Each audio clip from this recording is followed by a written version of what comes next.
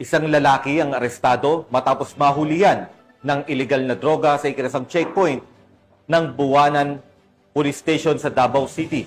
Ang balitang ito ay mula kay Patrolwoman Winnie Babes Arindain. Arestado isang driver matapos mahulihan na hinalang ipinagbabawal na droga sa sinagawang fixed checkpoint operation sa likanan lasang Davao City.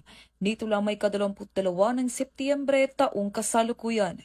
Kinilala ni Police Major Janus Macliing, Acting Station Commander ng Bunawan Police Station ang suspect na si alias Ped, 26 taong gulang, na pawang residente ng San Vicente, Buhangin, Davao City.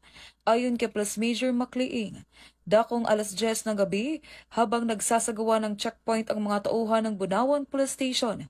Katuwang ang Task Force Davao nang mahuli ang suspect na may dalang heat-sealed transparent plastic sachet na naglalaman ng tinatayang 2.47 gramo ng hininalang shabu.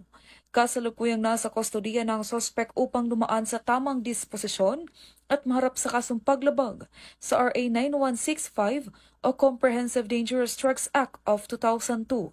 Samantala, ang laban kontra kriminalidad ay patuloy na pinapaigting ng Police Regional Office 11 sa pamumuno ni Acting Regional Director Police Brigadier General Joseph R. Argiles, alinsunod sa kampanya ng Bagong Pilipinas na panatilihin ang kapayapaan at kayusan tungo sa pagsulong ng bansa.